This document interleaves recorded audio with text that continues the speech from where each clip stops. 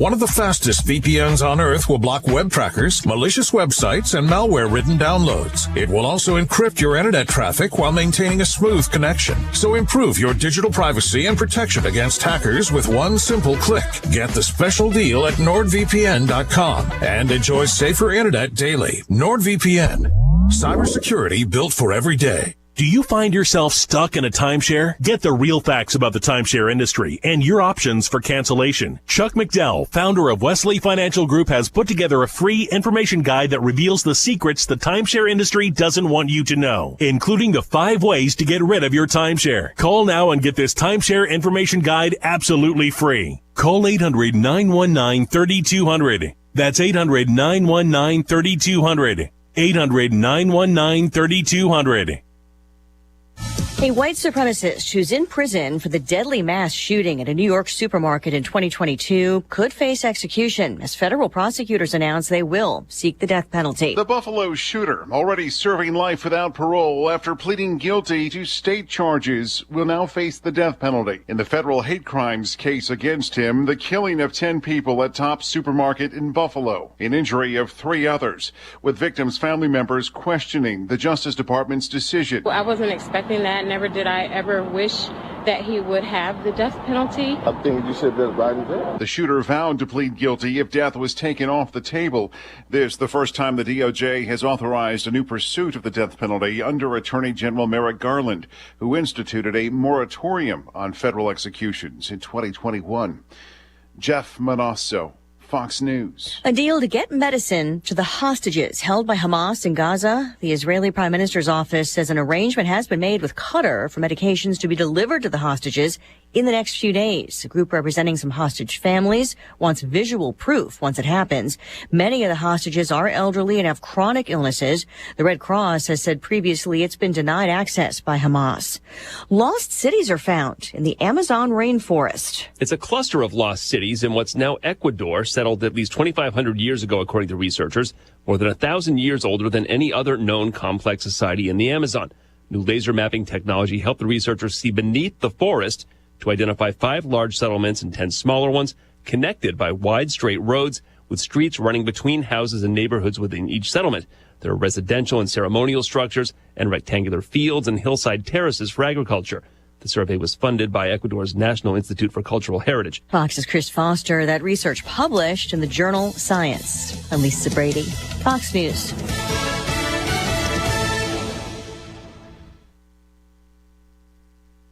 Well, again, everyone, let's check weather for East Central Illinois, Champaign-Urbana, and vicinity. As expected, this dynamic storm system via the plains expected to wind its way through the southern Great Lakes region.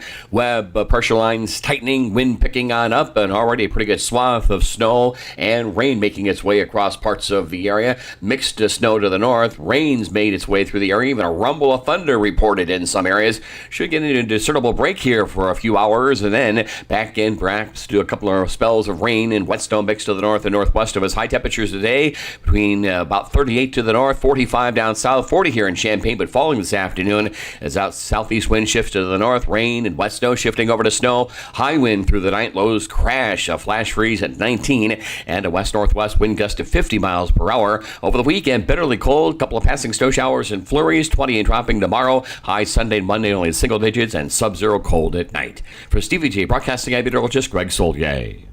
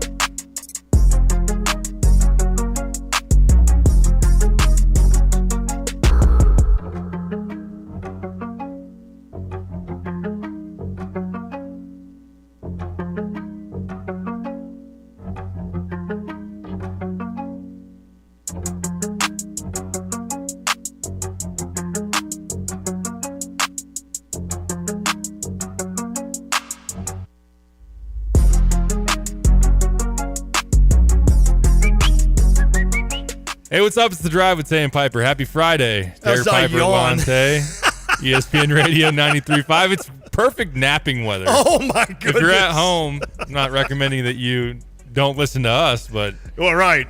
Although, I think it'd be hard to go to sleep with me. Like, you'd drift off, and I'd be like, ow, that's, and you'd be like, shut him off. You were up late last night. I was, yep. And then my stupid butt couldn't sleep this morning, so I got up early to go to the office. So we're both just like, let's get through this. Mm-hmm. But we're bringing our A game because we got a great game to talk about from last night. And, of course, we're waiting to hear the news on Terrence Shannon. You have your phone handy and ready. I do. Joey Wagner is in Springfield from Illini Inquirer. He may join us. And then, of course, Cardinals Caravan today. I'll say this, all of those kids, and I'm calling them kids, were incredibly nice. And Brad Thompson was wonderful. Benji Molina is one of the best people ever. And Chip Carey was hilarious. I didn't know he was that tall. He's a tall dude. I said, Chip, how tall was your dad and grandpa? And he's like, Harry was 5'11", Skip, my dad was 6'1", and he looks like he's like 6'6". He's taller than me. He's at least 6'5", maybe 6'6". I mean, and Jordan Walker's like 6'6". Jordan Walker's a good-sized dude. But Walker and Victor Scott and Andre Palante and Packy Naughton, who all Packy and I did was talk hockey. He's a big Bruins fan. He's from Boston. I had to give him the old Packy Naughton with the peaky blinders. But but it was. I did tell him. So he's like, I'm from Boston. I should have known that. I was like, perfect, because every time that my co-host Lon, I pointed to you across the room, and whenever he says your name, he goes, the Packy Naughton. I totally did. And I was like, apologies if I gave you a terrible Boston accent. He's like, I've heard much worse. Oh, I was going to say, I'm sure he's heard every one of them. But, yeah, they all were just wonderful kids to visit with. And man, it was packed. Last year was maybe one of the worst crowds. This year, Stevie and I talked. I think it's the best we've ever had. And we've been doing this, 14 years? I know it's been in Champaign longer than that, but when it comes to one that we have helped host or be the host, it was incredible. And I looked at you and I'm like, that is the Jordan Walker effect, I believe. And no doubt. Every young child that came up and asked a question on the microphone, they were almost all of them directed right at Jordan Walker, which was really cute. So, and I got to see Cade. You did. Yep. He wore the Cardinals shirt, got a few autographs on that. The mullet, he's got the mullet going. Yeah, man, he's growing it back out. I love it. He is such a cute kid. The white Converses that he had with the Larry Bird costume, so he broke those back out today. He was a little shy. He was shy, yeah. He warmed up as the afternoon went along, and he's a doll. Got to take a picture with a couple of the players, including Jordan Walker. Oh, that's and then awesome. Also with Fred Bird too. Oh, well, did Fred Bird eat his head? He did not. No. Oh, okay. Because I remember, saw maybe the size of Cade's hands that he would right. smack him. I know we got to get to the other stuff here. We do have breaking news, by the way. Everybody on pins and needles. Joey Wagner from IlliniInquirer.com. The funny thing is, it's breaking news, but there is no news, no ruling on the TRO, whether it's approved or denied today after Terrence Shannon's hearing in Springfield, according to Joey Wagner. I texted him earlier in the day asking him to have him on so that he can fill us in on the full details. He was there in the courtroom today in Springfield. It was originally scheduled to be a video conference that was going to be on Zoom, so everybody could have hopped on there seemingly and saw the proceedings and whatnot, but then it was in person as an update there. So Joey heard all of it, was there in person. We'll work to get him on as we go along in this show, but interesting that this is going to be pushed down the line a little bit farther in terms of a ruling one way or the other by the judge on this. So no news means that the suspension still holds. I guess if you're holding out hope that Terrence Shannon, which obviously I would understand why you would be, to have the temporary restraining order approved and the suspension dropped, that it's better than having it denied today, but no ruling on that as far as the first step in this process. Okay, and the natural question from anyone, Derek, would be, do you think that's good news or bad? I mean, I would think that it's not bad news, and I don't know that it's going to lead to him being able to play, but in a way, maybe if you were on the side of they're going to go in and there's no way, and you know what, that Terrence Shannon is going to be able to play, at least in this situation, you know that this is maybe a tough decision, and I think it is. I mean, this is so unique. So if nothing else, maybe the judge is saying, I need more time to consider this. So we'll see. I don't know what that means, if that means Monday now or if they would make a ruling on a Saturday or Sunday. I'm not sure how that works on the federal level with regards to judges. So, or it could be that the judge at 7 o'clock tonight maybe goes home, sits down, collects their thoughts, and says, all right, here's how I'm ruling this. So interesting stuff. And I know I know we've all been checking our phones for the last maybe at least hour, because this thing started or was supposed to start at 1:30. Mm-hmm. So for a while now, I've just been wondering what to take it out of this. But I'll be anxious to talk to Joey to see what else he knows on the fringe, especially. Mm-hmm. Yeah, his official original tweet was there was no decision on the temporary restraining order for Illini guard Terrence Shannon Jr. The judge aide there will be I'm guessing he's saying the judge said there will be a decision in, quote, an expedient manner. Oh. We'll try to get more details as far as what he knows, and maybe he doesn't know exactly the timeline as far as that goes. What's interesting is that the university had until late last night to submit their official response to the complaints and suit that Terrence and his legal team filed against them. So I'm guessing the judge, there's been a quick turnaround in terms of the hearing today, that maybe he needs more time to sit down and read through the university's argument, and then I'm assuming that he asked follow-up questions today. Admittedly, I'm speaking from a stance where I don't know how these court proceedings usually are handled and what the protocol is in circumstances like this. But I have read through Terrence's arguments and the evidence they're trying to use, or the arguments that they're trying to present, and then familiar with the university's stance as well. And let's get into that a little bit. So a couple of different angles here that Terrence's side is arguing. Number one is this, in their mind, what they're trying to voice and maybe have the judge consider is this a Title IX incident? Is this something that should fall under the category of a Title IX issue?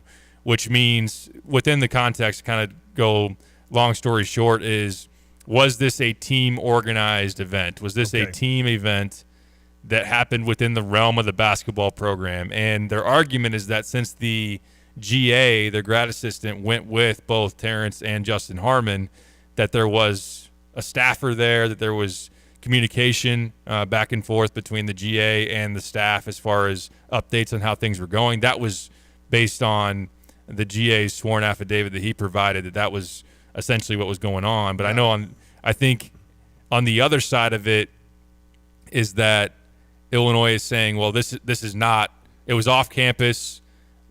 We did not tell you to go, advise you to go, and this is not a assistant coach going with you. It's essentially a grad manager that they're calling a graduate assistant. So I think that Terrence's side is going to have a really hard time arguing and getting the judge to agree that this was a university or a team event. If it falls into that category, there's a different protocol that then the DIA would have to follow and the university would follow in terms of getting to a ruling. There would be an investigation.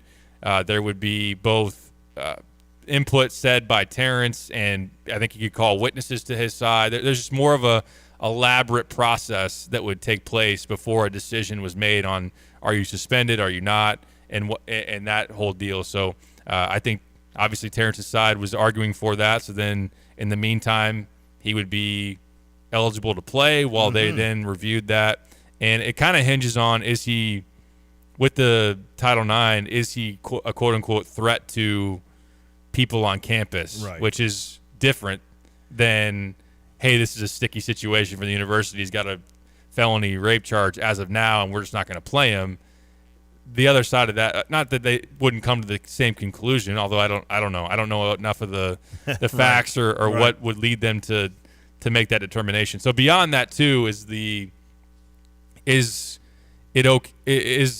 judge in agreement with Terrence's side that there's too much to be lost as far as Terrence goes by having the suspension upheld and for it to be indefinite, as far as his earning potential, his NIL, his pro prospects and whatnot. I think the university is saying we're not the reason that's in jeopardy. The charge of rape is the reason that's in jeopardy, and we don't have anything to do with that. We are responding to the fact that we have a student who has a felony charge, and in the meantime, it's in our best interest to have you off the court as that gets resolved. So I personally think the university has a very strong case. I would lean in that direction if I had to make a call right now. Again, I'm not a judge. I'm not a law expert or anything, but I think I went into today thinking it was more likely than not that this would be denied or eventually going to be denied. The fact that you don't have that today is encouraging if you're hoping, obviously, that it will be approved.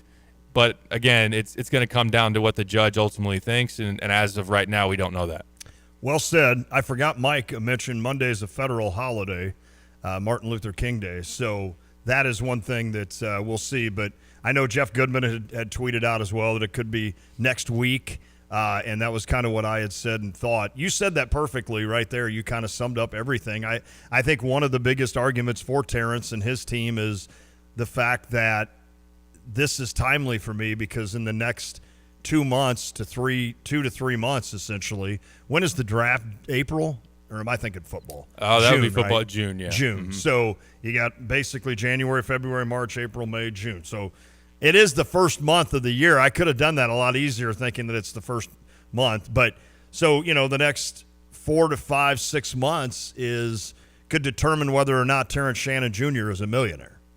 And that's a pretty heavy thing to consider. And so I'm assuming that team with Terrence and his attorneys are arguing that fact that this could cost this young man millions of dollars. And while he's been charged, he hasn't been found guilty. So we feel like he should still be able to perform until a ruling is announced. And I don't know when the ruling – I saw something today that it could be in the fall before they even get a ruling done on something like this. So I don't – even if he's – can I bring up one point that I don't think we've discussed? Please do. Let's say that Terrence Shannon is granted this – why can't I ever remember what it is? Temporary restraining order. Restraining order, thank you. I guess I've never had to file one of those, so I can't ever think of it. Let's say he's granted that and is able to play with Illinois the rest of the season, regardless of how Illinois does. He finishes out the season, so now that is essentially done, right? That restraining order is done. He doesn't need it anymore on Illinois. Now he's out of college, essentially. He's on his own, and he's waiting for June for the NBA draft.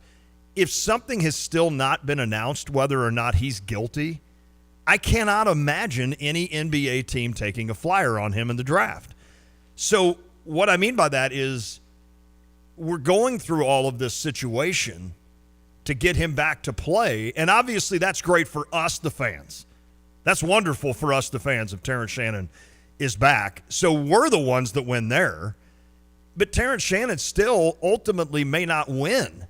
Sure, he could finish out his college career. Sure, he's making good NIL money. Whether or not he's making that now, we don't know. I don't believe unless you know something. So in that sense, he would at least get his NIL money, and that's big news, or that's big money for him and his family. But this might ultimately mean that he ends up being able to play the rest of his college career out, but because something is not going to be decided, guilty or innocent, until maybe the fall or even past June, essentially, it could still cost him millions of dollars. Yes. Because maybe I'm wrong, but I cannot imagine an NBA team taking a flyer on Terrence Shannon. This isn't like, he's not expected to go in the top 10, right? Now, he was playing in a top, maybe worked his way into the first round, but I don't know. I mean, maybe I'm wrong. Maybe a team in the second round takes a flyer on it, and says, we got the 48th pick. Let's take Terrence, and if he's guilty, then we'll immediately drop him from our team, etc. Yeah. But if he's not, then we've got a pretty good ball player that we got a first-round pick in the second. So what do you think of that? I mean, it could ultimately just do nothing but help Illinois fans and not Shannon. It's a great question.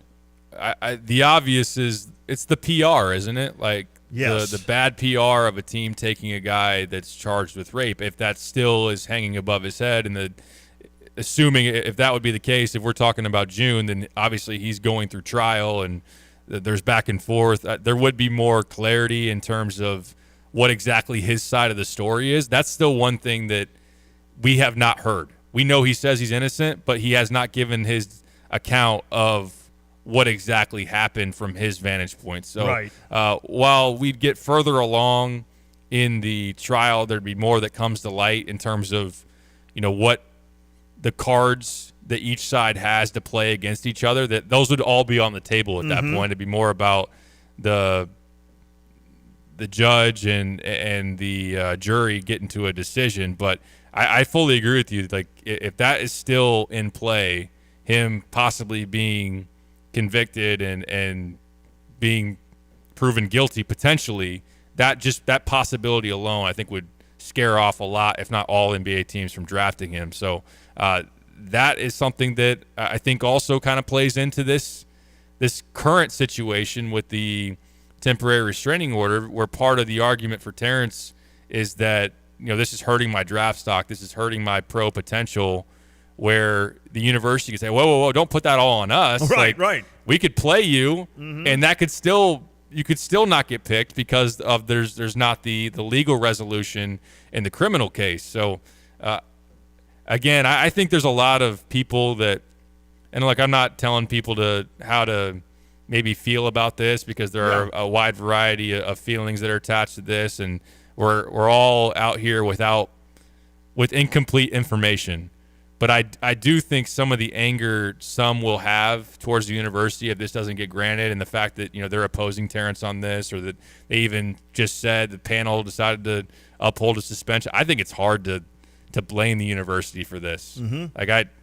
It would be a really bad look, whether he's innocent or not. The problem is we don't know, and in the meantime, the potential of playing a guy that could be charged with, or that is charged with rape and could be guilty of it, would be astronomical. Agree. So for them to protect their own interests, I don't blame them for that. I will feel terrible for Terrence if you go through a season and then at the end of it, sometime in between the end of the season and the draft, or by the draft, whatever, if he's then not guilty and he was stripped of a full season at Illinois, stripped of potentially going in the first round, that'll be tragic. It will be.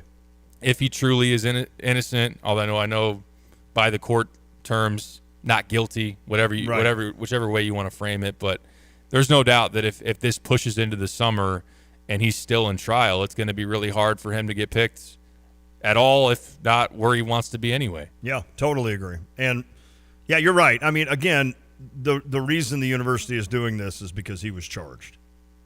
That's the biggest thing. He was charged with the count. So that is, I know we've answered that before here in the last couple of weeks regarding the difference between this and the Alabama situation that occurred last year, in the sense that he wasn't charged at Alabama. So yeah, this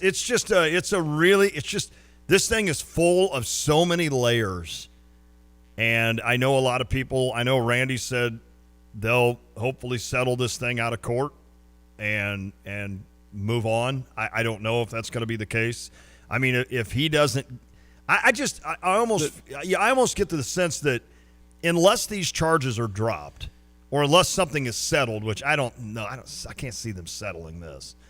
Unless something is done. As far as him coming to a plea deal? Yeah. Is what you're saying? Yeah. Well, yeah, because I don't think that's, if he comes to a plea deal and says he's guilty of anything, then he's done. He's done here. And I think he'd be the done misdemeanor in the NBA. sexual battery, so that would be under the zero tolerance policy. He'd be off the team, probably kicked out of the university. Yeah, and I can't see an NBA team touching him on that. Right. I think I really sense the only way that, and I'm talking even with what's going on today, where they're trying to get this restraining order for him to play basketball at Illinois, unless these charges are dropped, I just cannot see Terrence Shannon and this thing having a resolution by June in the NBA draft. So, And again, if he gets the restraining order and he's able to play at Illinois, I mean, I'm sure that's good for Terrence. It gives him a chance to play basketball and continue to do that. But it's the Illinois fans that win on that level. I just don't see how this thing gets resolved by June. But I could be wrong as well. I don't know the court system at all. I don't know if the attorneys can try to speed process up. I would assume they could. Mm-hmm. I assume they can approach the district attorney about saying, hey, listen, this is our guy's life, his career, I mean. So we need to get this done as fast as possible. I would hope the district attorney would understand that there is a little bit of a timeline here for Terrence Shannon. So I don't know. Or I guess she can just say, I don't care. We're going to do this, like we always do, and it's going to take forever to get it done. Yeah.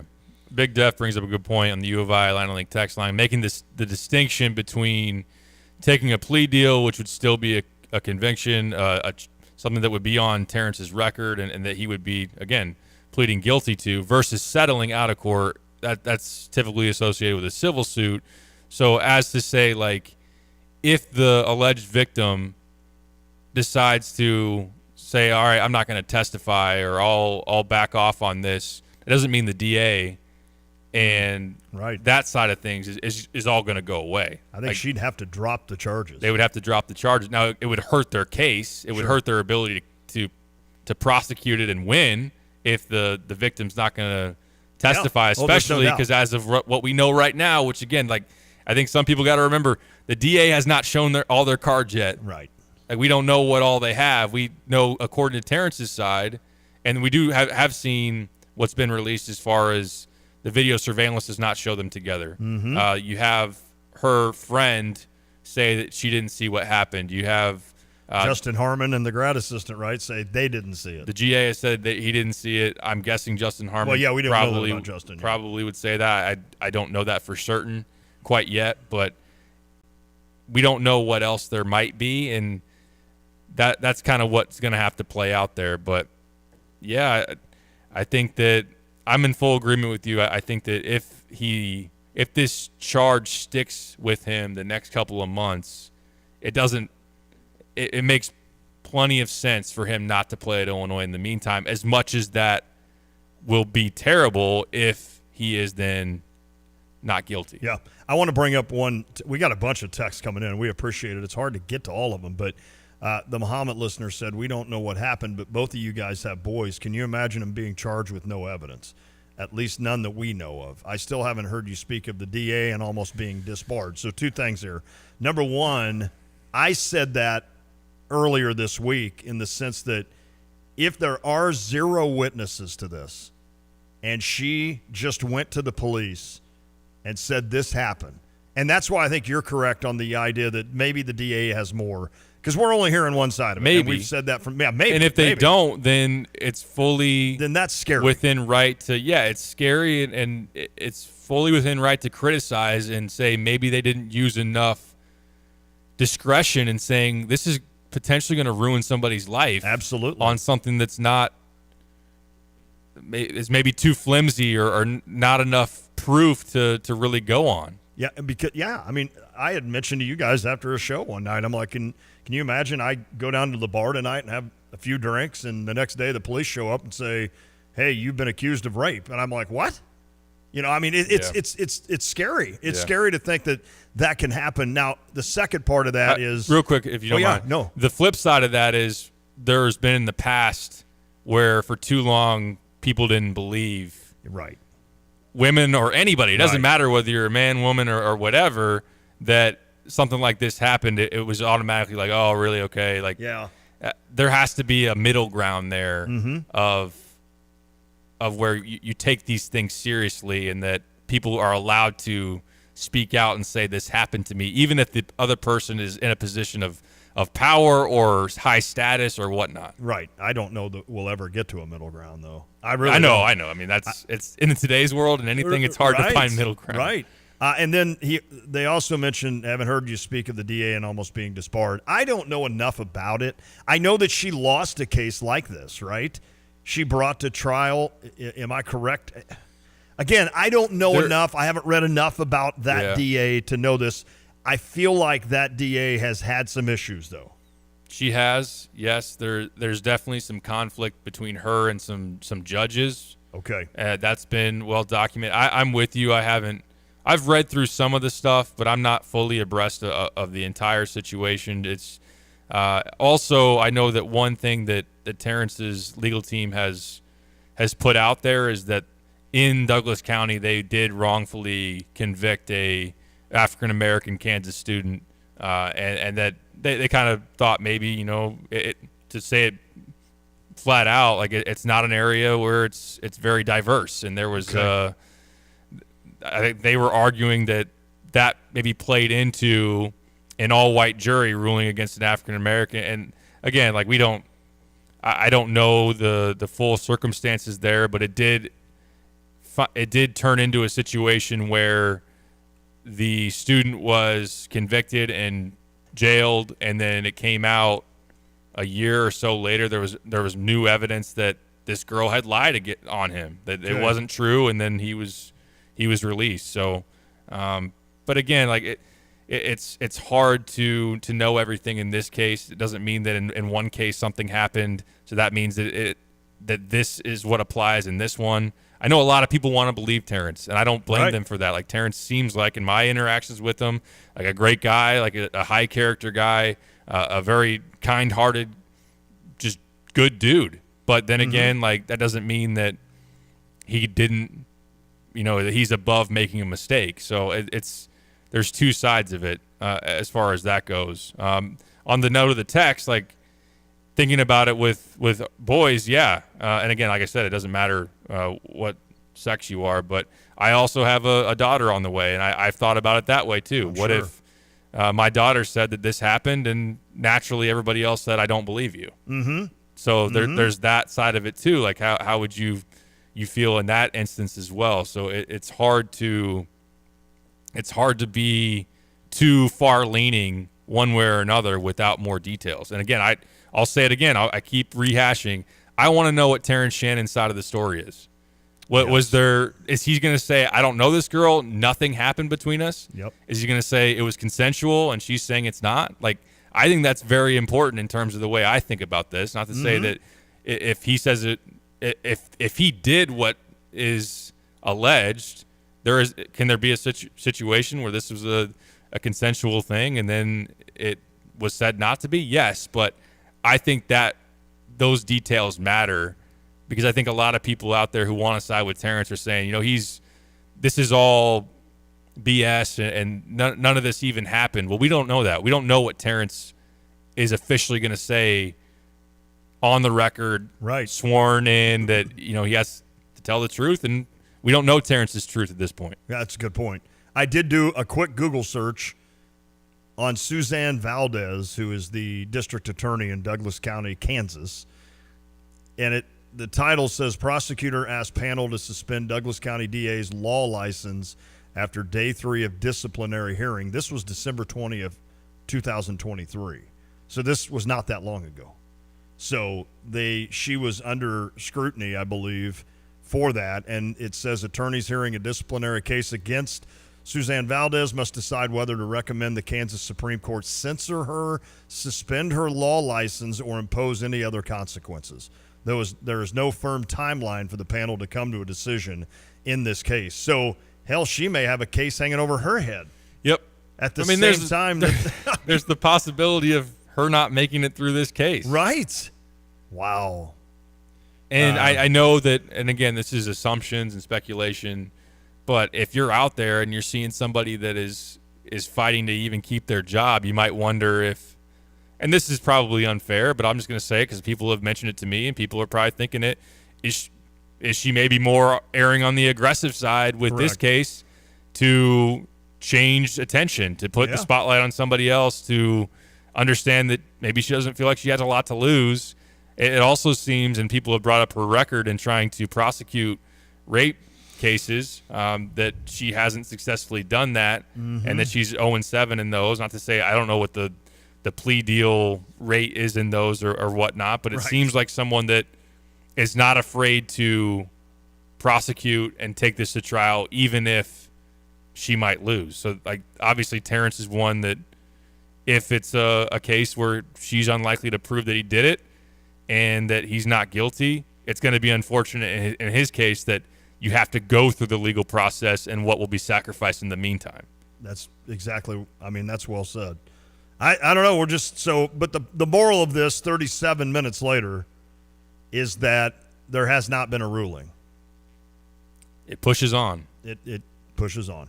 And I don't know if that means through the weekend and through the Martin Luther King Day on Monday. I don't know. Could be Tuesday when we hear this. So, and again, we'll get Joey Wagner on the Tapman's Towing phone line at some point to fill us in on what he knows. I'm not expecting him to have all the answers, but he was in the courtroom, can paint a better picture than as far as us trying to speculate what exactly went down in there. We do have a good grasp on the situation itself in terms of what's at stake and what both sides are arguing for, but I'll be curious to what Joey Wagner from IlliniInquirer.com will have to say about this today in Springfield. I do want to say a lot about Illinois' win last night in Champaign against Michigan State, a hard-fought battle that goes down to the wire, a 3-point win for the Illini in which they had great scoring balance, 5 guys in double figures. Michigan State was in a desperation spot, saying it was a must-win, not wanting to drop to 1-4 in the league, but yet they do. We'll talk more about that on the other side of this break. 217-359-2255 is the number for the U of I Atlantic League text line. Hit us up for thoughts on Shannon, for thoughts on Illinois' victory last night. Also excited to play some Jordan Walker, a one-on-one interview with the up-and-coming star for the St. Louis Cardinals. Super nice guy. He's funny, too. He is 21 years old or whatever. Crazy. My wife asked me that. She's like, how old is he? I was like, 21. And she was like, no way. Stevie thought he told him he was 22, but I asked Jordan, I'm like, are you 20? And he goes, no, I'm 21. I was like, unbelievable. He was 20 when he debuted. Victor Scott, 22 years old. Crazy. He's a really impressive young guy. 92 stolen bases, is that right? 90 plus, I know that for sure. When I interviewed him, I said, do you know who Vince Coleman is? And he's like, yeah, I do know Vince Coleman. I just started laughing. I'm like, all right, well, he's like my age. Well, it's funny with, and this is a player that's not nearly as far back, not to make you feel old or anything, but when I was talking with Jordan Walker, who's from just outside of Atlanta, assumed he was a Braves fan, I wanted to ask him, like, who was your favorite player growing up? And I thought in my mind, I was like, is he even too young for, like, Chipper Jones? And then he said that. And he said today on the mic, when he got asked favorite player, he said Chipper Jones. So I was like, all right, thank you at least. I was having a hard time as it was. Like, he's 12 years younger than me. Oh, my goodness. He doesn't know who Andrew Jones is, but he knows who Chipper. No, I'm kidding. That's crazy, isn't it, to think? I mean, wow. It was kind of cool. They all went through and said who their favorite player was.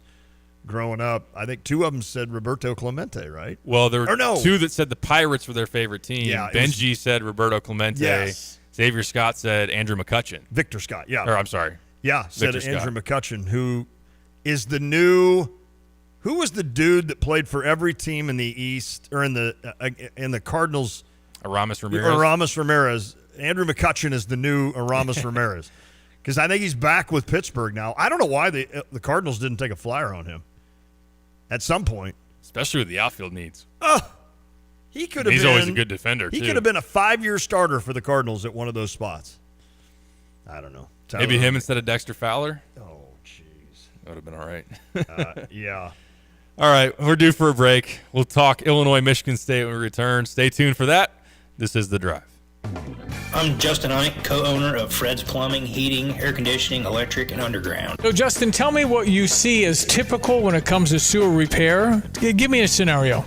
Your sewer's backed up and somebody comes along and says, you need this repair for X amount of dollars. Here's my price. And you don't think to go looking for another company or a second opinion because you don't feel like you have time. So is it possible that you might get charged a little more because it's kind of a desperate moment? Do some companies do that? Oh, absolutely they will. They know you're in a pinch. Typically, if you call us, me or Will can be out there within an hour to look at that problem for you. Whether you call me first or you call me second, make sure you give me a call. Anything else, Justin? You can always trust Fred's. Great to know. Thank you. That's Justin Ike, the co-owner of Fred's Plumbing, Heating and Air Conditioning, Electric, and Underground. If you want more information about this great 45-year family-owned company, just go to fredscu.com. That's fredscu.com. So when was the last time you saw a best deal guarantee? You mean a promise that actually held up? Right. That some unknown online entity didn't want you to log in and download a code and then re-verify as you join some club? Drives you nuts, I know. And then once you purchase that set of steak knives... Well, Dick Van Dyke Appliance World is a lot simpler. You find a verified great deal and they beat it. Just show them the deal you saw. A newspaper clipping or the online cart price will do, and then you're good. At Dick Van Dyke Appliance World, it's one of those instances where you see a best deal guarantee and... you get the best deal. This is Dennis Reekin, chairman of Dick Van Dyke Appliance World. Our exclusive 10-year protection plan comes free with most appliance purchases. Whether it's a GE, Whirlpool, Frigidaire, Bosch, or any of our 30 brands, I guarantee we will beat any competitor's deal. Wow! Dick Van Dyke Appliance World. When you buy from us, you get the whole store. You have money laying all around your house. You just don't know it. And no, I don't mean selling your great-grandma's good china. I mean all the old metal items you don't want to use or get rid of. Don't pay someone to haul it away. Bring it into Max Twin City Recycling and get paid to have it taken off your hands. They love new customers and are more than willing to walk you through their process step by step. Come check them out at 2808 North Lincoln Avenue in Urbana. Starting it over is what we do at Max Twin City Recycling. By now, you've all heard the expression, when you turn the key and the car won't run, call 367-9481 for PDR Automotive. They are what's best for your truck or car. They are PDR. But who are they? They, the PDR staff, understand that a name is only as good as the people that represent it. The PDR staff has more than 335 years of combined automotive experience, several employees now on staff for more than 25 years. PDR, more than just a name. Family owned and operated, now celebrating over 50 years in business. A tradition of excellence over 150 years in the making. At Busey Bank, we're committed to building relationships that span generations. Wherever your journey in life leads you, we are with you along the way, creating a legacy for you and your family. Busey Bank, building business, growing wealth since 1868, proud to be the official bank of the Fighting Illini. Member FDIC.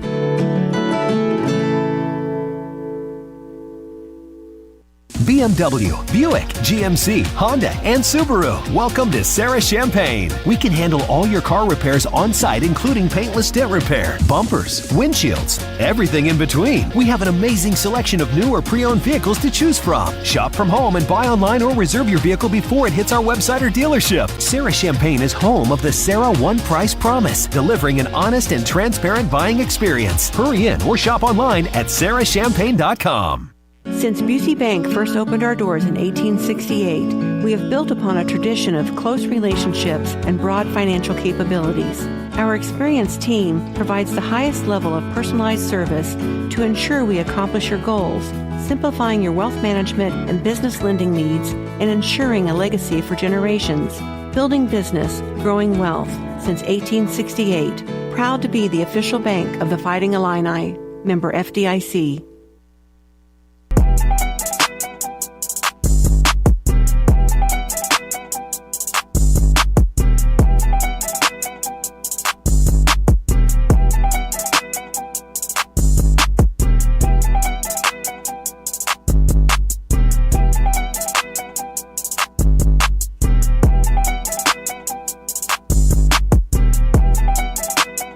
Back on the drive with Sam Piper, ESPN Radio 93.5. The Illini get it done last night, 71-68 to improve to 3-1 in the Big Ten. They're tied for second place in the league, chasing Wisconsin, 4-0, those pesky Badgers. But it was a big win for the Illini. Maryland coming up on Sunday, then at Michigan, Rutgers at home. Favorable stretch to follow, so that was obviously a big win to get that one. Tougher, should have been the toughest of the next couple in the bunch. And also, they played well. Yeah, and as of right now, a quad one win for Illinois, adding to that one they have against FAU. We'll talk more about that as we go along, but we did get the opportunity to be joined by Joey Wagner, our guy, Illini Inquirer, who was in the courtroom over there in Springfield. Joey, how we doing? Thanks for taking the time.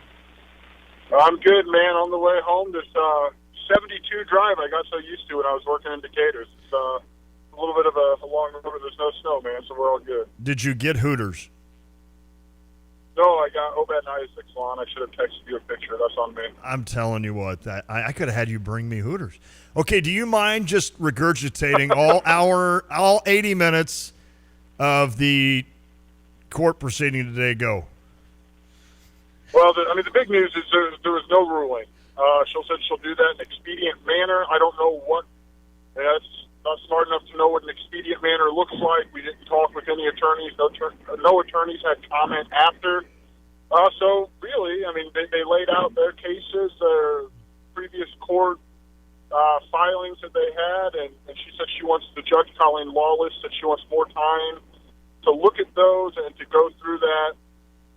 So still kind of in a holding pattern, really, that I would assume, and I'm pretty comfortable in assuming that I don't expect Terrence Shannon to play on Sunday unless over the course of the next 90 minutes she sends something in terms of a written response. So it's still kind of a holding pattern.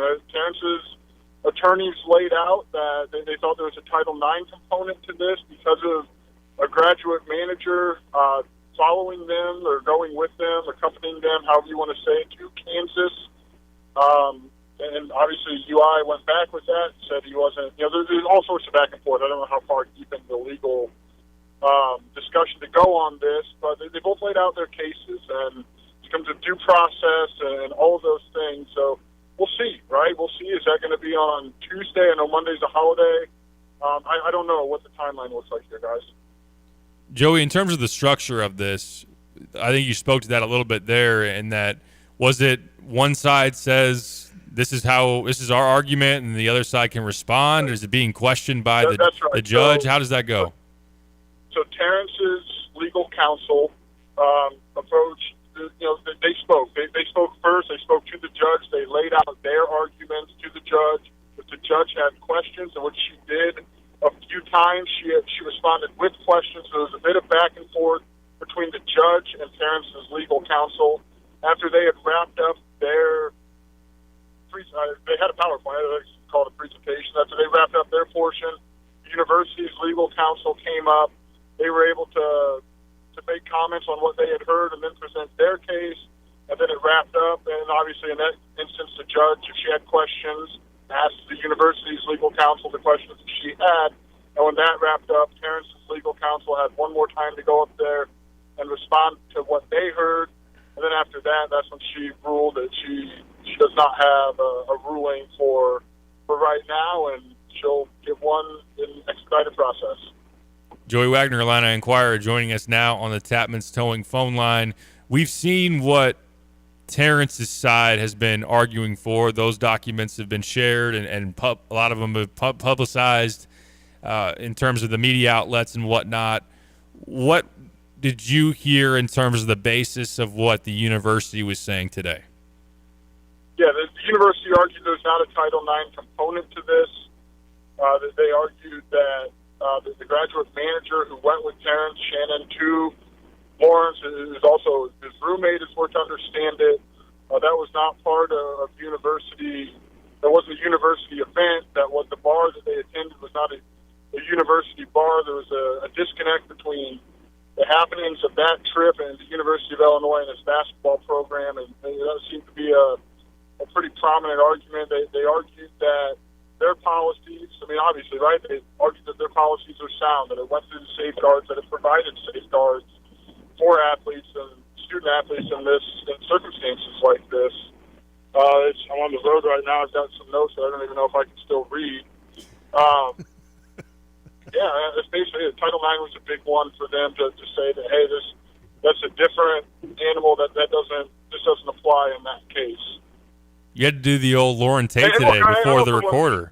You had to take all the quotes. I should have called Lauren. I did think there was, the Terrence's legal counsel had argued that there's a harm to him not playing basketball, right, as it pertains to his basketball future.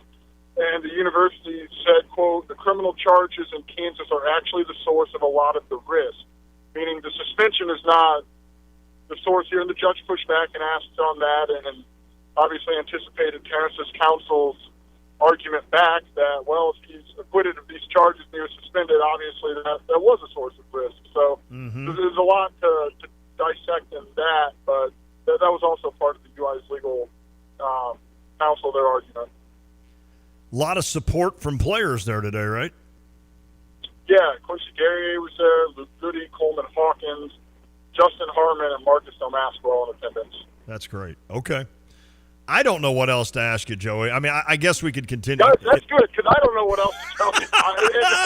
I wish, here's the thing, I wish I was smarter about this. And Eric, Juan, you guys know this. When you don't want to speak on something you don't know, and Correct. I'm not smart enough to say, oh, well, they said this, and what's it mean? I don't want to paint the wrong picture. And I know our words and our interpretations of things have value and they have meaning, and you don't want to paint the wrong picture because you're simply ignorant to the, not ignorant in its totality, but I've not covered this before. I've not sat in a federal courthouse before and listened to these things. So I don't know, and it's different. I've not done it. I know Derek, he's had some limited experience doing it. It's hard because you really don't want to speculate. You want to make sure you're providing trustworthy and reliable information. Yeah, well said. Joey, was any other general public allowed in there? And if so, what did that look like? Yeah, there were not a lot of open seats. Now, I don't know who is. I know there's obviously a lot of media there from various news outlets. So some I didn't recognize just probably by the fact that they work in Springfield and I work in Champaign. And typically our paths and our lines of work don't cross particularly often. So I don't know how many were media that I simply didn't recognize. But I know there were some, I guess, fans in there. Everyone is quiet. I mean, it wasn't any sort of to-do in there, I guess would be the best way to put it. I know we're scrolling through our message board. We had some people who were in attendance there. But, yeah, I mean, there's a lot of people. It's just, for me, it's hard to gauge, okay, who are some of you? Are you fans? Are you media that basically cover news in Champaign? Or in Springfield, rather. Now, last one from me. Terrence was there. I mean, how does he have anything? Is he able to talk in this, or is this all attorneys? Well, I don't know if he's able to or if he elected not to, but he did not. Okay. I don't know what. I'm not smart enough to know which, if it was something he couldn't do or they advised him not to do. But no, he did not speak. He was present there. I saw his mother was present, as you would expect, but he did not speak during this whole thing, the back and forth, was probably a little bit more than an hour, and he didn't speak during that process. No. Okay, perfect. Joey, before we let you go, any thoughts that linger as far as last night, the win, 71-68 for the Illini, a big one over Michigan State? Yeah, there is, and I'm glad you asked that because I know you're writing about him. Coleman Hawkins has been really good. Yes. He's been really, really good. And I know over the course of those 3 years prior to this, he's been at Illinois. As you said that, it would always be, a lot of time, would be met with, yeah, but. And certainly, you can pick some of the shots that he takes and think, oh, gosh, what are you doing there? Or some of his interactions with officials. He's obviously a very passionate player on the basketball floor. But, man, he is getting his flowers now for the way that he's playing, and it's well-deserved. He's really stepped up his game in so many ways. Like, that was a huge takeaway for me, Derek. I know I wrote about Ty Rodgers and his ability to kind of get the better of that five-man on him matchup, but Coleman Hawkins, what he's doing defensively, the way his hands are just so, it's like he slaps as a basketball, just disrupts things in ways that don't show up in the box score. He can switch on everybody, and then the way he's shooting the ball, he's playing at a really, really high level, and as Illinois is trying to reimagine itself, whether it's long-term, whether it's short-term, whatever it is without Terrence Shannon, them being 3-1 in those games without him, Coleman Hawkins has got his fingerprints all over that. Has been just the level he's playing at right now is really high. I think you're seeing early on that knee was a problem in the early parts of the season where he struggled. I mean, there's no really other way to put it. He struggled early on. He missed some time, and he came back, and he's just playing good basketball, and you're seeing why the NBA has continued to say, yeah, we like him. We like what he does this or that or whatever, beyond just being 6'10" and with the ability to shoot. He's starting to put everything together, and you're seeing a really complete basketball player. Joey, any nerves for – I shouldn't say any nerves. How much nerves for Sunday Not the Illinois-Maryland game, the Packers-Cowboys game. Oh, whoa. Yes and no. Like, yeah, like they're there, and I'm kind of fighting that whole thing. Like, well, I'm happy they're there because I didn't expect it. I know I told you and then Werner, Piper in November. Like, I don't know what to do when my team stinks in November. This is new to me. We really felt bad for you. November. I know. I could feel it. I could tell that you were really feeling for what I was going through in November, and they were bad. Like, I don't take back that they were bad. They're not a good football team. Jordan Love really started to play better. So on the one hand, I'm like, feels a little ahead of schedule, and on the other hand, it's like, all right, we'll still win. Like, they're playing at a good level right now, so it's mixed nerves. Like, I don't expect them to win. Dallas is a good team, and if they do, it's kind of like a house money thing. Yeah, like, to me, I agree. This feels like what I would guess Illinois fans felt like last Friday at Purdue. Like, that's kind of what I feel right now. Well put. Sources now confirmed that you were outside the courthouse today eating a Milky Way. I got sources in Springfield. I got a buffalo chicken horseshoe. I wouldn't go near a Milky Way. But not from Hooters. Really disappointing. No, I didn't even know that was still open. Yes! Look, I need you to make, I know you do some traveling here, I need you to make a East Central Illinois menu. Yes, it's a good for call. People on where to go in certain towns. I don't know if you can profit off it. That's not my problem. But I think a lot of people could really benefit from Lonte telling them where to stop in these various towns. I think that's a great idea. Like which town and which pub, like what night to go to each town and say, all right, I'm hungry for wings, and I heard Ogden has great wings on Wednesday or something. I think that's a great idea, Joey. If you push this out on the Stevie J website, you tell Stevie that 50% is fine to go to me of whatever earnings come from this. That's perfect. But I think you might. I thought about doing it, honestly. We know beat writers from all over the Big Ten, obviously, 24/7. It's a vast network. I thought it'd be cool to do something like that. Hey, if you're going to Iowa, this is where the Iowa reporters say you should go. Great idea. Stuff like that so people know where to stop. And it's always the thing, right? I'm coming in town. Where do I go? What do I do? Exactly. Piper and I put it out there. We're going here. We don't know where to eat. You always get good recommendations. So I think that'd be a cool project. It's a great idea. And you guys always seem to find your way to We find our local way. hole. I'm sad we're not finding our way to Bloomington this year.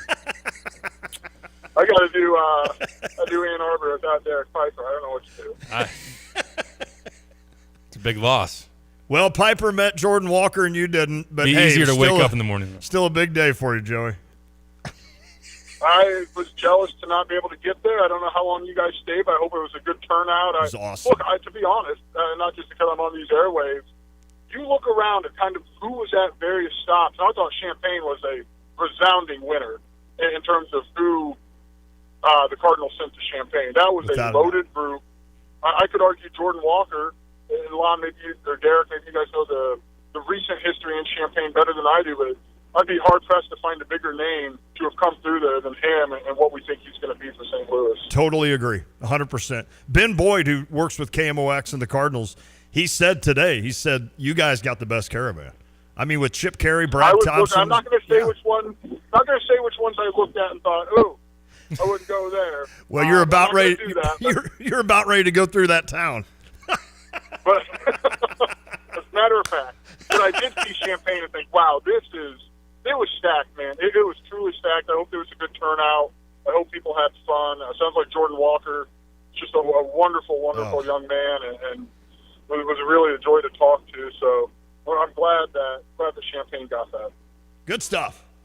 Appreciate you, Joey. Drive safe coming home, and see you this weekend.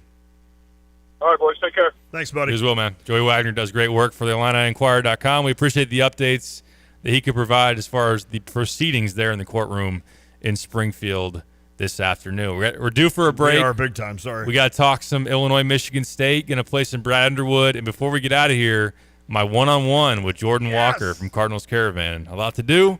This is The Drive. Get ready to hit the road with confidence wherever your journey takes you. Clay Dooley Tire and Auto is here for all of your tire needs. Whether you're navigating the city streets or setting off on your next road trip, Clay Dooley has the perfect tires to keep your vehicle rolling smoothly. Find a great set of tires that fits your budget, plus take advantage of flexible financing options. Get the tires you need now and pay over time. Visit the Champaign location or call 352-4286 to talk to a tire expert today.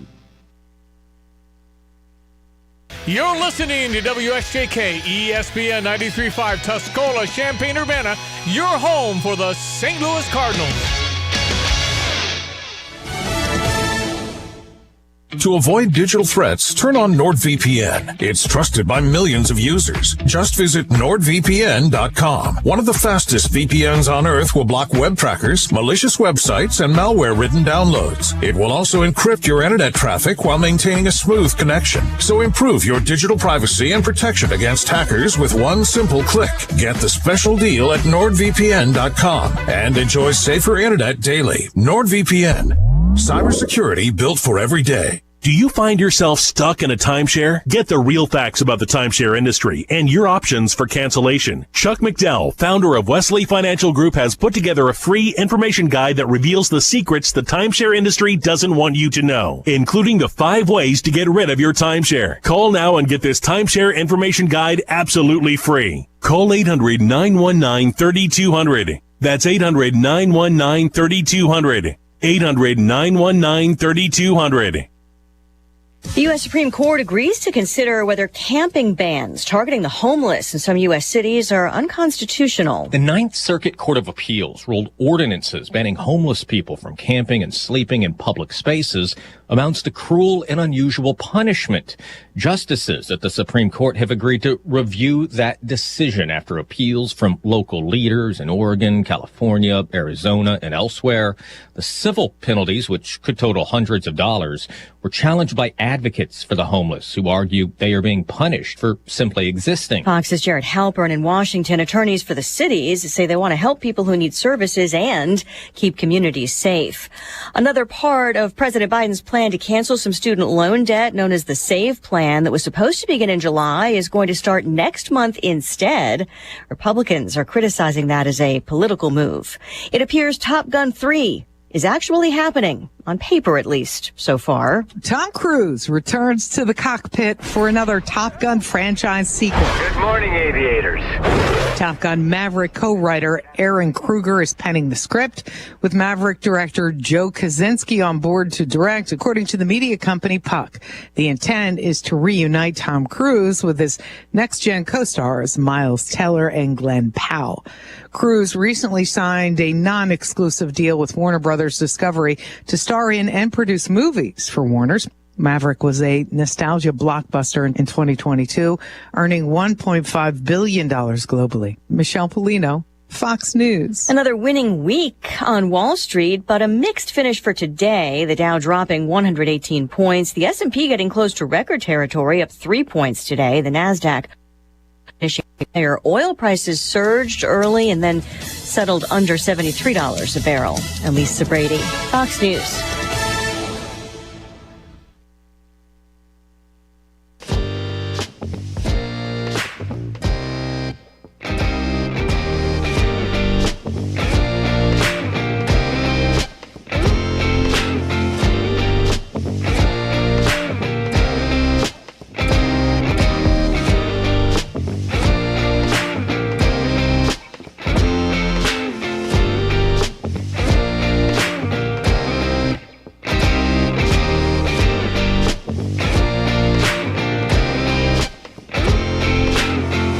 It is the Drive with Sam Piper, ESPN Radio 93.5. Derek Piper Lante. Let's get to the basketball. We've talked plenty about the court proceedings. Terrence Shannon Jr. for good reason. Today was a huge day in terms of the first step in the process of this venture for Terrence and his legal teams trying to get the temporary restraining order, as Joey Wagner broke down. And as we assumed, the university would defend their process and their stance on this as well. We'll see. In the meantime, whether it's hours, days, a week or more, I would imagine if it's supposed to be a expedited decision that it won't be more than that. But Yep. until then, I should say, we're waiting in terms of what that decision will be. We do know the results of the Illinois and Michigan State game on the court last night, and that being an Illini victory. Tom Izzo 1-4, first time in his career, 29 seasons, has never been 1-4 until now in the Big Ten.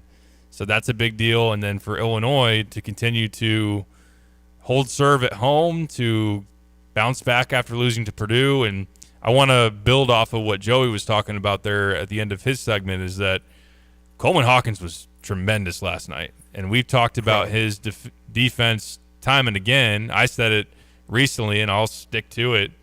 I think that his impact defensively, we know we hold Trent Frazier to a high regard as far as what he was able to do at the defensive end.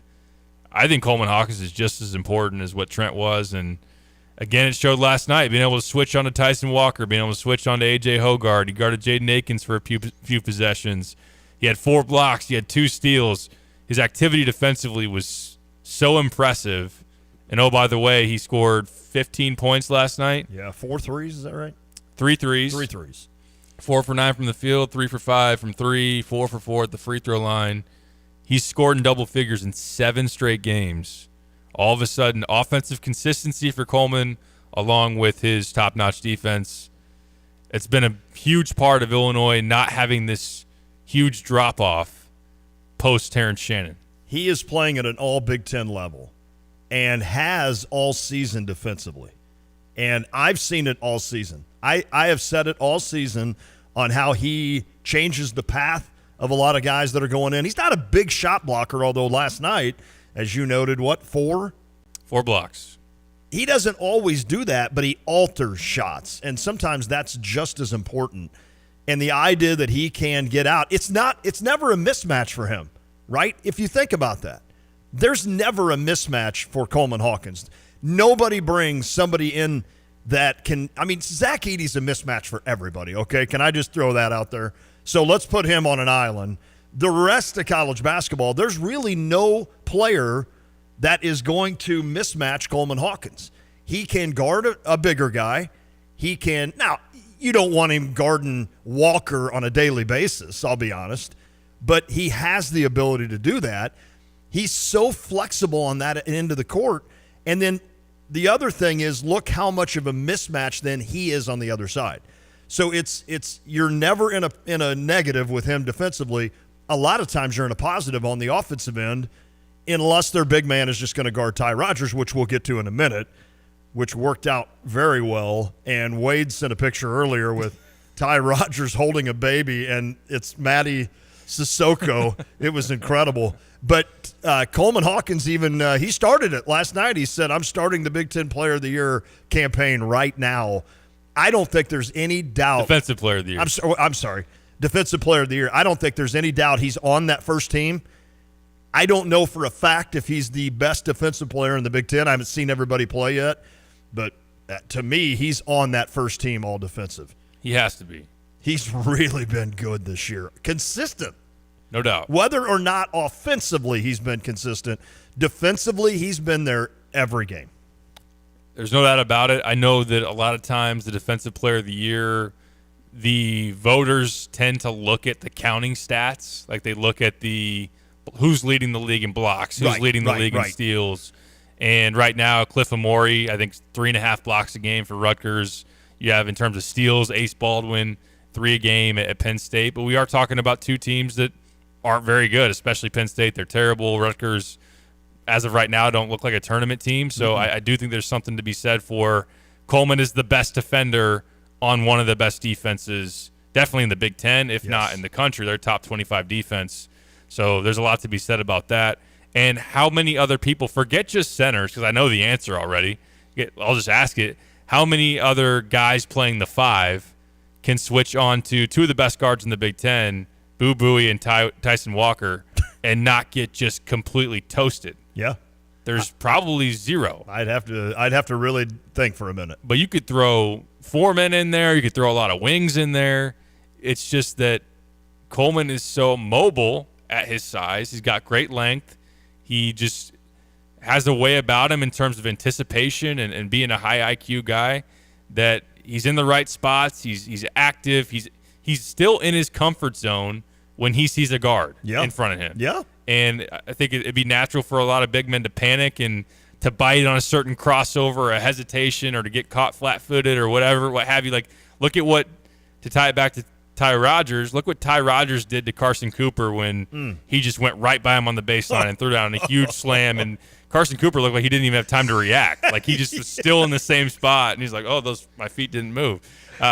Coleman's the exact opposite of that. Yes. And while people do wonder, why don't you play Dane more? It's different for Illinois when Coleman's playing the 5, offensively and defensively, because on offense you have the spacing, and then defensively, Michigan State kept screening into switches, which Illinois was essentially switching 1 through 5 last night, and you're not finding a lot of matchup advantages. Nope. Especially when Coleman is the guy that then, okay, I'm on the, Sissoko set a screen for Hogard, and now I'm on Hogard, or now I'm on Tyson Walker.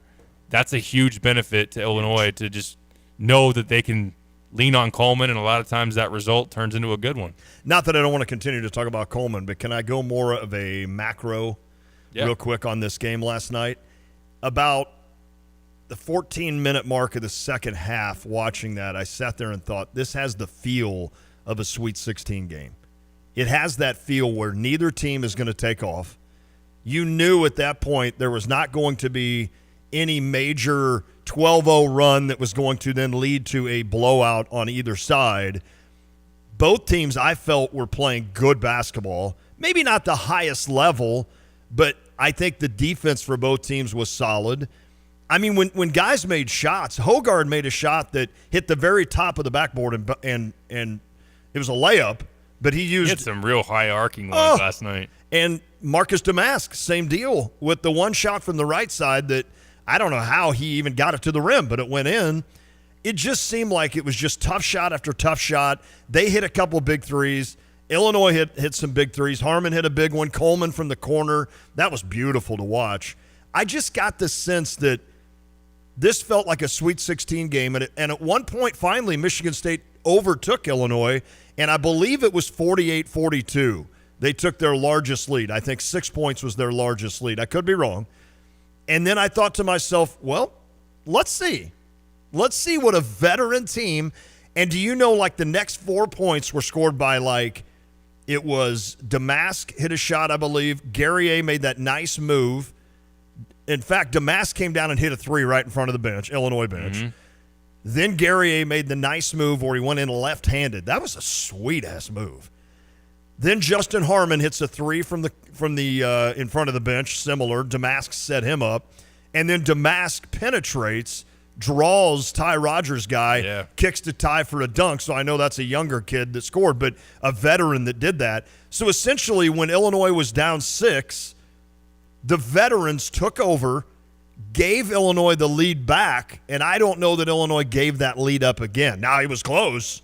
I mean, they got up by a decent margin, and then Michigan State battled back, and Malik Hall, to his credit, had a really good game. He did. And Hogard was really good. And you said it. Walker early, too. You said it off the air. They were fortunate that Walker went away for about 7 minutes. I mean, Michigan State played like a top 20 ranked team in that game last night. They played like the team that we thought they were going to be coming into the season. And Illinois not only weathered the storm, but finished it off, got the victory. And I thought it was just kind of neat. If you go back and watch that game, just fast forward to that spot where Michigan State's up like 48-42 and then watch the veterans take over. And that, to me, is the little things I look at during the season to let me know if my team, in this case Illinois, by the way, SIU's number 1 in the conference right now, tied, if Illinois' got a chance to make a run in March. Last year's team never one time gave me that thought, except that if they somehow got by round 1 and then just shot crazy, like everybody made every shot, this team I feel like can just go win 2 games to get to a Sweet 16, and then in a game like that, last night showed me that they can win it. Yeah, that's very well said. I think that it's a good point as far as Damask, who didn't have a great shooting night, especially through the first 30 minutes of that game. I think he might have been 1 for 6, a couple of turnovers, but he was able to still set guys up. That was a beautiful play to hit Ty Rodgers on the baseline. I just think he shows such patience when he gets there inside the teeth of the defense, and if he draws attention, then he can find the open guy. And it's a matchup where you can hunt that. I think that I'll give credit to A.J. Hoggard with his strength. That's a strong, stout 6'4" guard who plays point guard, that they matched him up with Damask, and it wasn't where okay, Damask can just easily back him from point A to point B right underneath the basket. But those plays down the stretch, Damask had a couple tough shots, also some good passes. Guerrier was right after Hoggard started going downhill. Yep. And then he had back-to-back takes to the rim. I think that's a very underrated part of Illinois' offense is now you have a 4-man that can not only just be a catch-and-shoot guy and also a rebounder, but he's a lot better driver than I would have thought coming into this season. To have that in his game where he can just pump fake from the top of the key or the corner and go all the way to the rim, either get fouled or finish, like you said, with the left hand is something that you got to be really skilled to do. And that's something that Illinois in the past, they've had a lot of, Jeremy and I were talking about this last night, they've had a lot of one-dimensional offensive players. Alfonso Plummer, now to his credit, if you're going to be if you're going to be one-dimensional, it helps to be a lead at it. Right. Alfonso Plummer, a lights-out shooter. Big time. DeMonte Williams really wasn't a driver, wasn't really a finisher at the rim. He had moments where he was a good shooter. Trent Frazier could go to the basket, but not really his strength. No. Jacob Grandison, much more of a spot up. Yep. Didn't have a lot of athleticism, but this team has more multi-positional skill. They're bigger guys that can shoot. And that too. Yeah. And until Guerrier got his hand fixed, I mean, I always go back to this, that sometimes an injury, we don't realize how much it has an effect on somebody. Guerrier had the hand issue. Yep. Since that's been resolved, he has been knocking down threes. Well, now you got to honor it. Yeah. So you got to charge out, and then that's where he can make that pump fake and go. Coleman Hawkins' dad tweeted out, Coleman's doing this on one leg or whatever, or something similar to that. Right. Well, he's looks healthy now, he does. And he's exploded. And obviously his role for all of them is having to step up by another 5 or 6 points with Terrence Shannon not there and a couple of more rebounds, etc. But, man, they're doing it. And I don't – it's a fun team. It's a fun team, a really likable team. And just such a mature group to handle all of this the way that they have. They have not looked like a team that's distracted.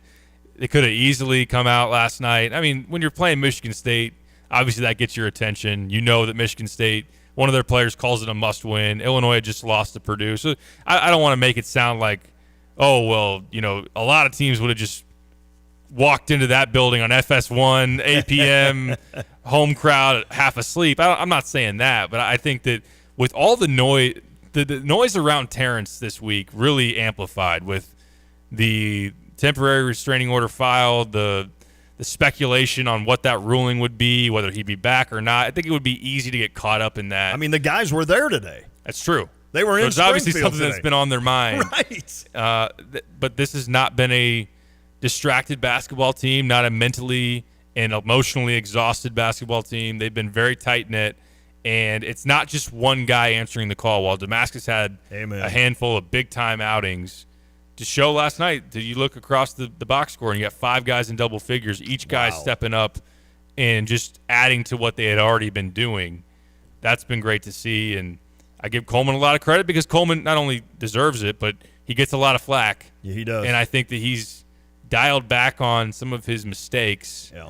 Even though his emotions are still high. He wasn't questioning calls quite as bad. No. Did you see him lose his mind after that turnover that when he tried to pass to the mask? He lost his marbles, man. But then, he subs back in, and I will say, he hasn't allowed his emotions that sometimes look like they're about to run off the tracks, that his play doesn't follow with it. I think earlier in the season he kind of let those things go hand in hand a little bit too much. Okay, I know we got to take a break so we can come back, play some sound, and then we want to hear Jordan Walker before we're out of here. I want to ask you this. Is Brad Underwood just the most relaxed dude in the world this year? Like, there's reasons for this, I think. And one of them's credible. The other one is just kind of a dumb thought on my mind, which, as everybody knows, I have plenty of those. Never heard one of those. Correct. So the credible one is that he's playing with the veteran team. He trusts these guys. He understands that Damask and Guerrier and Coleman and Harmon and on down the line are going to make the right choice. Luke Goody is a junior now. This isn't a bunch of young freshmen out there that he feels like he's got to be coaching at every second. He sits down. I think he and Tyler Underwood talk more during a game than they probably do all week. I feel like they just have like family discussions. There was one cutaway last night, Derek, where Tyler says something to nobody, and Brad is like got his hands on his chin and he's looking out in the court, and then he just does this weird look at Tyler like, "What'd you say?" Like Tyler all of a sudden was like, "I'm going to buy that new car for $78,000," and Brad's like, "What?" So I feel like he doesn't feel like he has to be coaching all the time with this team. He trusts them. Mm-hmm. The second that's maybe a little bit out of the line is that Brad has really taken a lot of heat the last couple of years for yelling, right? Fans are on him. Everybody's on him about, he yells too much, and never bothered me one bit. But I almost wonder if he just made it a pact with himself to say, you know what, I'm just done with that. It's bothering everybody. I don't know why, but it's bothering everybody, and I'm just done, and I'm just going to stay. I mean, I don't feel like he gets on the refs like he used to. Tom Izzo still does. Tom still talks to him every time down the court. But he was not happy about the officiating last night. No, he let wasn't. that be known. There were a couple of – I thought Illinois got the benefit of the officiating last night. I'll put it that way. There's been plenty of times where Illinois fans complain because the other team shot 22 free throws and we only shot 6. I don't know what the official totals were, but – it was around there. It was like 22-7. So it was one of those deals where I think Illinois got the benefit. I don't think the officials were horrible by any means, but – I will say Illinois, the way they're playing, more physical. They're more physical, and they're not relying on so many threes. They truly play inside out. I saw that by 6'5" One reason Brad's relaxed is that there's not a 6'9" lunatic with unlimited talent chugging monsters. That's a fair point. Old Matt Meyer. That's a fair point. Oh, that's funny. But he doesn't have a freshman guard's parent threatening to have him transfer if he doesn't start anymore, which then he transfers anyway, or another freshman guard's dad and trainers saying all this stuff, and then that player refuses to go back into a game. So I think the context of like who's on this roster this year versus last year plays a big part in it. Huge. And Illinois will win more games this season than those two guys' programs will combine. Oh, yeah, easy. Georgetown and Louisville. Illinois will have more wins than both those teams combined, probably. I would say that's a fair bet. I bet they're ahead now. I want to effort that. Yeah, I tell you what, it's fun. It's a fun team to watch. I know I saw a text from our buddy Mike Carpenter, and he said this is one of the most likable Illini teams in years. And I agree with him. I totally agree with him on that. And what is Illinois' record now? 12-3. So Louisville, let me guess, has 6 wins. Okay. And Georgetown has 5. Georgetown has 8. Oh, they're 8-8, and Louisville has 6. So it's 14-12 right now. So we're down 2. Sky and Jaden are in the lead, but with conference play coming up, Louisville, according to KenPom, will be favored, or at least as projected, in one more basketball game the rest of the year. Wow. Imagine that. Well, I mean, I knew that. Yeah. I was scouring that at Georgetown is not projected to be favored in another game the entire season. Oh, we're going to win this thing. So Illinois should win. Illinois is getting plus money right now in this. You know what's crazy? Bet now. Illinois is only favored to be an underdog, or favored to be an underdog. That's stupid. Is only projected as an underdog in 2 games the rest of this regular season, at Michigan State and at Wisconsin. Wow. And so a favorite against Purdue. Yeah, 1-point favorite. KenPom, according to KenPom. Yeah. Which is definitely in Lon's favorites on 4 a.m. his laptop. Usually. Yep. And his phone, yeah. Yeah, nice. Bill says Brad put last year's team together. Who should have been blamed? He'll tell you that. I think he did get plenty of blame. Yeah, and I think he would tell you it is my fault. It's both sides of it. Like, Yep. he also deserves a lot of credit for putting this team together. He had his stamp all over this roster. He said, I know exactly what I want. Yep. Marcus Damask was in the portal for a week or maybe 2 weeks. His first visit was to Illinois, and Illinois pushed heavy to close that. And they could have said, he wasn't – Marcus Damask, I'm not talking about his appearances, but he wasn't like the sexiest addition out there in the portal. Illinois could have said there's bigger fish, maybe these other guys who there's always a lot of rumors in the offseason of this guy's going to hit the portal after coming back from the NBA draft, and this guy could do it. Illinois could have said, we're going to play it patient. We're going to swing for a bigger fish. And Damask could have ended up at Wisconsin or Notre Dame. I was shocked he wasn't to Wisconsin. Right.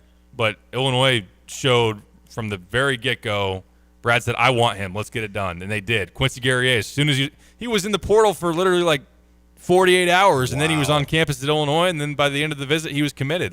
And then Justin Harmon looks like a really nice addition as well. So I'd love to know who, and maybe it was Brad, who on that staff identified and said first, I want Marcus Damask. Can you find that out? Would they tell you that? I heard it was Brad. Oh, okay. Maybe it was.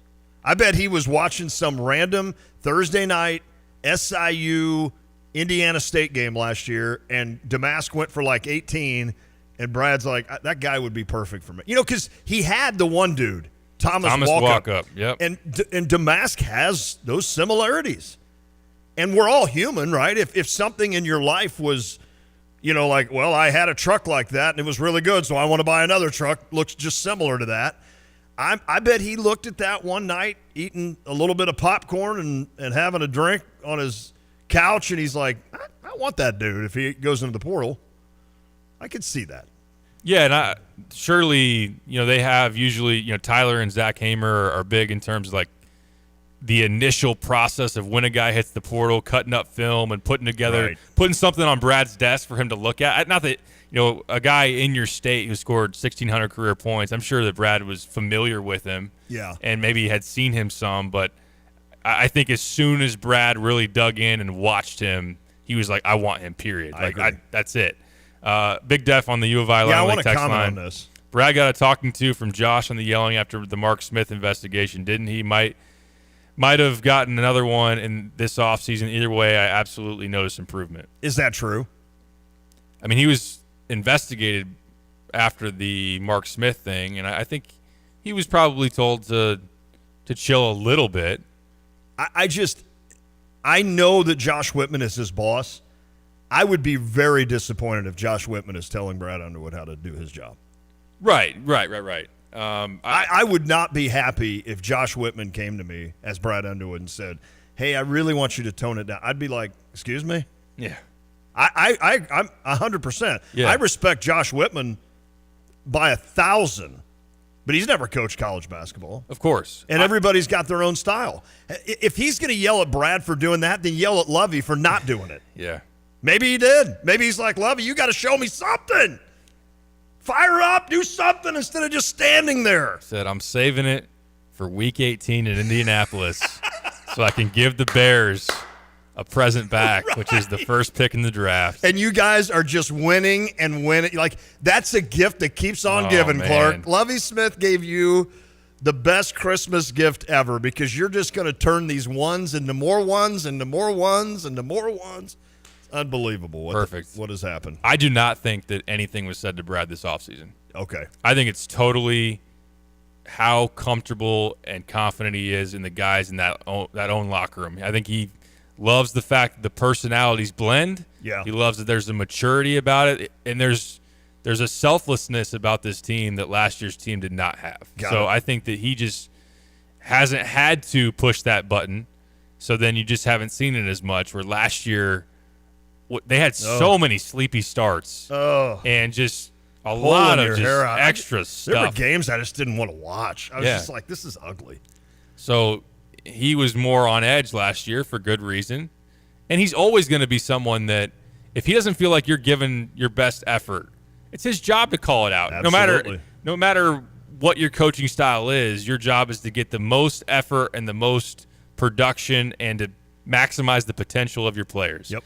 People do it in different ways. Is he more maybe in your face and saying some bad words as opposed to some other coaches? I guess so, but then again, it's happened for years and years and years, and some people like that style. Like, it worked for Kofi, it worked for Io, Trent Frazier, and on Sal down the mentions line. the obscenities. Jim O'Brien from Ohio State was the worst coach I ever heard sitting behind the bench. The other one was Bill Carmody. Oh, really? At Northwestern. Oh, it was – Jim O'Brien was an F-bomb every third word. Wow. Whether it was towards the officials, his own team, his assistants, or himself. I think I heard him F-bomb himself one night. Of course, he was the guy when I told you in the Big Ten tournament, Illinois had like 0 fouls and Ohio State had 6. And he stood there and he looked at his assistants and he's like, guys, do you see how great of a coach Bill Self is and how great of a staff they are? Because they teach their kids not to foul. They have 0 fouls right now, and we have 6 fouls. Can you imagine if we were that good at coaching and our kids were that? And Ed Hightower, the great Ed Hightower, was standing about 15 feet from him, and he's like, Jim.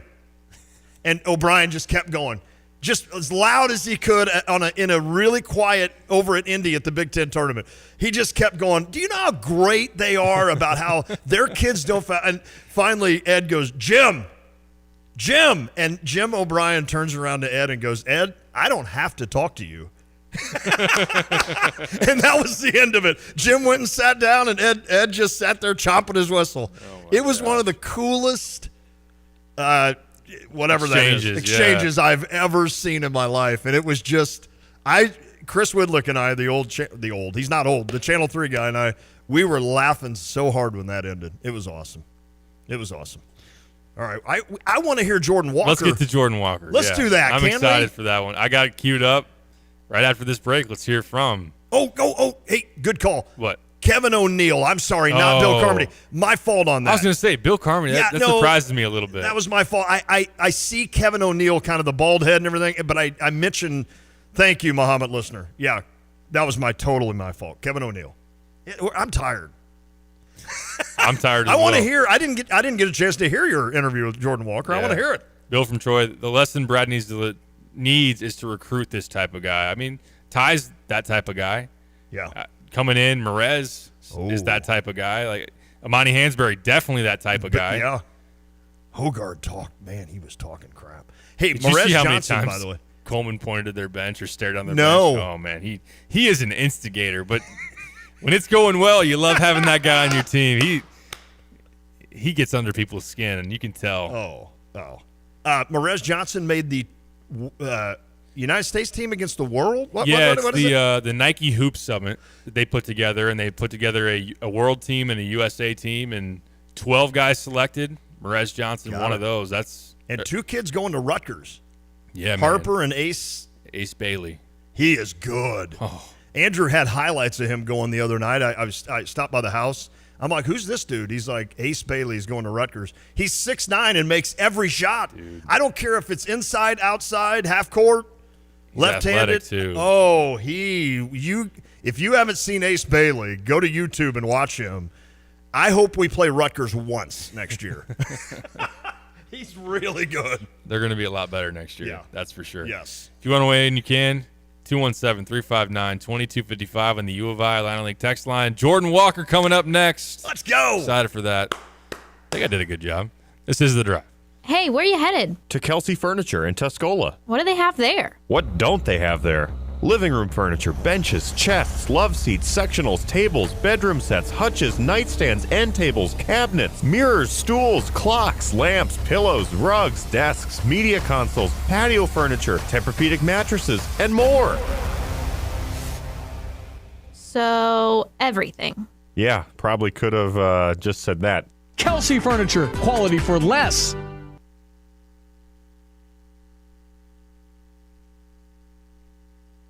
Ready for some much-needed pampering and girl time? We've got just the place. Call to schedule your very own private girls' night out at Merle Norman Cosmetic Studio. We're talking express facials, makeovers, and personalized beauty tips. Our masters of makeup will give you and your friends a chance to find the right foundation, learn what works for your skin, and rock some hot new looks. Call and book now at 217-359-8100 at Merle Norman.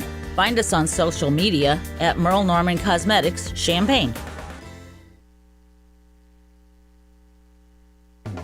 I'm Justin Ike, co-owner of Fred's Plumbing, Heating, Air Conditioning, Electric, and Underground. So, Justin, tell me what you see as typical when it comes to sewer repair. Give me a scenario. Your sewer's backed up and somebody comes along and says, you need this repair for X amount of dollars. Here's my price. And you don't think to go looking for another company or a second opinion because you don't feel like you have time. So is it possible that you might get charged a little more because it's kind of a desperate moment? Do some companies do that? Oh, absolutely they will. They know you're in a pinch. Typically, if you call us, me or Will can be out there within an hour to look at that problem for you. Whether you call me first or you call me second, make sure you give me a call. Anything else, Justin? You can always trust Fred's. Great to know. Thank you. That's Justin Ike, the co-owner of Fred's Plumbing, Heating, and Air Conditioning, Electric, and Underground. If you want more information about this great 45-year family-owned company, just go to fredscu.com. That's fredscu.com.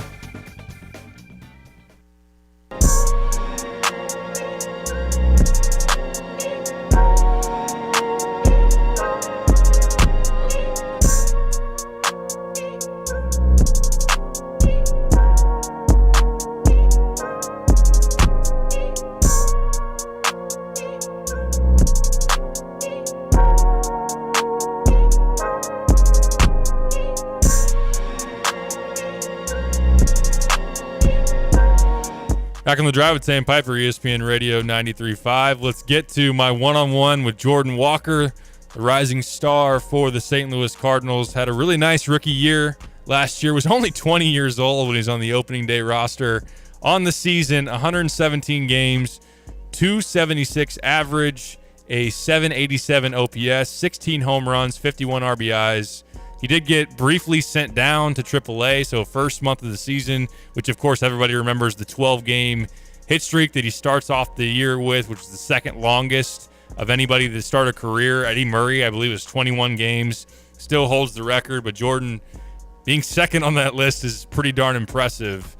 And then also he gets sent down there in May, comes back in June, lights it up in June after getting called back up. I think that it got in his crawl a little bit to get sent down, and he wasn't the most happy about that, but he understood it as a young guy. Comes back, I think he hit like 338 in June, included a 17-game hit streak that month, and it also finished up really nicely. Last month of the year was hitting over 300 as well. So I asked him about building on what he did last year, how the offseason's been going, and just picking his brain about a variety of different things. Had a really awesome time catching up with him. He's a great dude, super nice, and Cardinals fans should be really excited that he's one of theirs. So let's get to that right now. Here is Jordan Walker. Derek Piper here at Cardinals Caravan. Jordan Walker, the up-and-coming star for the Cardinals. Welcome to Champaign. How you doing? I'm doing well, man. Thank you for having me here. How's the offseason going for you? Coming off a nice year for yourself. No, it's great, man. I'm out there working out in Florida. I think it's just nice because I have all the help, the Cardinals help I can out there since our spring training facilities out there. So any coach, whether it's defensive, offensive, strength coaches, I have everything I need out there, and I'm right around the corner from the facility. So it's a pretty good time. Weather just a little bit better down there than it is up here? A lot better, but it's whatever. I'm still having a good time up here, man, for sure. How you feeling coming off that season that you had, your debut season with the Cardinals? Yeah, man, I'm glad I got my feet wet, man. I'm glad I experienced it. I definitely knew what I need to work on this offseason. I've been working on it, so I'm feeling pretty good and pretty excited for this upcoming season in 2024. As you think back to that opening day, obviously there was a lot of hype and a lot of Cardinals fans were pulling for you to be on that opening day roster. What do you remember about the emotions and just that moment for yourself? Of course, you got your first career hit that day. Absolutely, yeah. It was surreal, man, surreal. Just seeing the fans, cheering you on, things like that. There's no better feeling than that. There's no better feeling. So, having them behind me definitely helped me, get over some nerves and things like that. And, playing for, St. Louis, there's just no better feeling for sure. You hit the ground running with that 12-game hit streak. Was that confirmation for yourself? I know you're a confident guy, but like, okay, I belong here. I can do this. Right. I always feel like I belong in the league, and there's just things that I need to learn. So, having the veterans there like Goldschmidt and Arenado and Willie were really helpful for me. And so, I felt like I could belong, but there's definitely stuff I needed to work on, and those are the guys to go to if I needed anything. I know you're from Georgia, just outside of Atlanta. Did you grow up a Braves fan? I did grow up a Braves fan, but not anymore, man. Not anymore, for sure. Well, as you know, your first career home run came against the Braves. Yes, so how did that feel? Oh, I felt pretty good. I honestly wouldn't have had it any other way, to be honest, for sure. You mentioned Goldie and Nato. Yeah. Just what do you take from them as you were around them throughout the season? Man, they're dedicated, man. They know what it takes to work. They know what it takes, being, I want to say it, they're going to be in the Hall of Fame. They're Hall of Fame players right now. And so seeing their work ethic, I think, early on in my career, I'm really lucky to see that, I know what it takes to be a Hall of Fame player. I watch them. I can talk to them if I want to learn something, what I'm saying? And my goal is the Hall of Fame, and those are the guys to have on your team if you want to do it. So I think I'm just really blessed to have them on the team and learn from them, and I want to do as much as I can. It was unique for you. You had a big league at bat before a AAA at bat. Right. So when you get up there to the big leagues, what's different about the MLB pitching when you see it on an everyday basis as opposed to when you're coming up in the minors? Yeah, they miss a lot less, for sure. They miss a lot less in the big leagues, and that's just something that I had to get adjusted to, and I still have to get adjusted to. And I think that's the biggest thing. They miss a lot less, make a lot less mistakes, so I got to be more on point with my offensive standpoint. You got optioned to AAA after the first month. How did you handle that? How were you able to? You were back in a following month and had a great June. Right. How did you handle that, and what did you work on to be able to get yourself back on the club? Yeah, man, it was an interesting time for me. So obviously, it wasn't what I wanted, but I still had things, I learned from it. I was good to see my Memphis teammates again, everything like that. You see more at bats, more consistent at bats. Just a few things to work on with my swing and everything like that. But once I got comfortable and things like that, I felt pretty good. Honestly, I don't have much to say about it. In all honesty, it's just part of the game. Do you have any, outside of the opening day, any particular moments that really stand out about last year that you hang on to?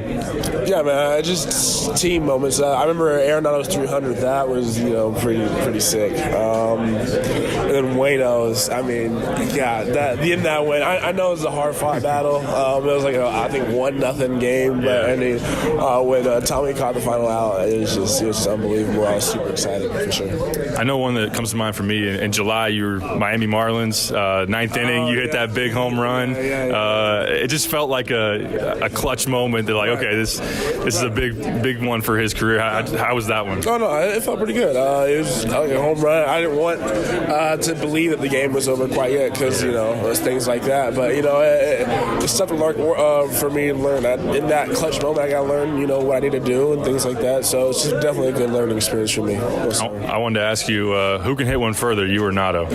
Probably Nato right now. I'm not gonna lie. Probably Nato right now. But at some point in my career, it will be me. I feel that. For sure. Last year, the stats say you hit the furthest one last year, 444 against Miami, and he had 430. So you got him last year. If you didn't know that, maybe I don't know. I maybe got him last year. We'll see how this year turns out for sure. Who is the toughest pitcher you face? Gosh, I would probably say closer from the Twins, Duran. His stuff's pretty good. That was probably that bat where I just felt kind of the most lost in the play. I don't want to say that, but because we look at him, we see when he throws, but it's it's a lot different when you get in there and see it for sure. So I think just stuff wise and where he pitched me, I think that he was probably the toughest pitcher I faced. Did you ever face Waino any inter squad stuff or anything like that? Nah, I did not. There's a lot of trash talk on this, between him and some other players on the team. We did get to face him, so I couldn't watch it either. I think I was hitting off of somebody else when he would be pitching, but I missed my chance, unfortunately. How would you describe just being around him in his final season? He's a good dude, man. He's always looking out for us, especially the young guys as well. He took us under his wing, made sure we had everything we needed, man. It's just no, we're definitely going to miss him. Definitely going to miss him, on the team and having him around and everything like that. I know there's always a lot of focus on the plate, but you in the outfield, how's that going in terms of your progress and what you're learning from after your first year? Right, yeah, I mean, it's definitely different out there, man. And I'm working with Cheo, our defensive coordinator, or defensive, he just knows everything defense, man. He works with Mason on his infield. He's working with me on the outfield. So, yeah, I'm down for it. I'm working with him right now. Definitely getting better at my jumps and things like that, reading the ball for that. Stuff that, I wasn't all that good at last year. I want to be better at this year for sure. I want to ask you, obviously last season didn't go the way you guys wanted as a team. What have you sensed? I know you'll probably get a better one when you get down to spring training, but just the vibe around the guys wanting to obviously have a lot better year and do what you think you guys are capable of. Oh, yeah, absolutely. That's always the goal. That has nothing's changed. Everybody still wants to win. Everybody's having, smiles on my face. This is the first time I'm seeing some of my teammates since the season, and, we're all have the same goal in mind. Nothing's changed. What are some specifics that you're working on in terms of trying to improve year one to year two? As I said, the outfield, better jumps, better reads, probably just also better awareness as well. My awareness wasn't all that good, but right now I'm really focusing on the jumps and the reads, and then hitting wise, I have some stuff I'm working out right now. I don't really want to talk about it too much as of right now because I'm not quite certain if I want to incorporate that or not. I don't want to give you any false information. Yeah, we don't want opposing pitchers listening to this and getting the keys on that. Also that too, I guess, yeah. For sure. Cardinals fans, what have you noticed about them? Just the way they've embraced you, just the big following they have, and what that's been like to be involved with that. Man, I think there's no better fan base, honestly. They really welcome you no matter what. So for me, first year, when I was doing well, they were cheering for me, but even when I was doing poorly, telling me to keep my head up, things like that, still had my back. That's all that really matters, even when things aren't going so well for the team, struggle a little bit, didn't really, feel hatred from the city or anything like that. So that's what I really enjoy about the Cardinals fans base. They always will have your back no matter what. Great stuff, Jordan. Appreciate the time. Appreciate it, man. Thank you. We all have a mission in life, something that drives us to explore, to grow, to love. And when we discover it, we're made whole. At OSF Healthcare, we want you to be the best you possible. We're here for you on your schedule to make your life just a little bit easier. Whatever your mission is, we're here to support it. Your life, our mission. Learn more at osfhealthcare.org/mission. Kelsey Furniture in downtown Tuscola sells Tempur-Pedic beds. What's it like? I'm going to tell you right now, Stevie, that thing is the best thing I've ever slept on in my life. My wife and I both have said we've never had better night's sleep. And the people at Kelsey's were fantastic. Brian is the guy that helped us. As much as I did my research, he had a world of knowledge about beds themselves. Oh, man, it's like sleeping on a cloud, man. Kelsey Furniture, downtown Tuscola. Illini fans, taste what's special about Jets Pizza by ordering any of their specialty pizzas for $5 off. That's right, save $5 on all specialty pizzas like the barbecue chicken pizza, chicken grilled to perfection, premium mozzarella cheese, bacon, red onion, and BBQ sauce. All piled onto Jets' amazing crust made from dough they make fresh every day. There's also their super special all-meaty chicken bacon ranch and more, all $5 off. Make your day special and order a Jets specialty pizza for $5 off. Relax, call back 217-359-7293. Champaign County Sheriff's Deputy Alex James, our law enforcement official of the month, brought to you by MX Electric. Yes. Well, how do you get the Unity High School resource officer with the kids every day, and why do you love that? I came from Moreau Forsyth. At Moreau, I grew up with a school resource officer there. Still today, him and I are really good friends, and I just thought he was the coolest guy ever. Whenever this position opened up, I was like, you know what? That would be really cool to do. Because you admired a resource officer. Exactly. Yeah. So you might be having the same impact on kids today. Exactly. So when I came to the sheriff's office, I saw it was a position available that we do. Being an SRO, I stepped in this position, thinking of the times when I was a kid, and it fulfills everything I imagined. Awesome. It is so cool. Relax, call back 217-359-7293.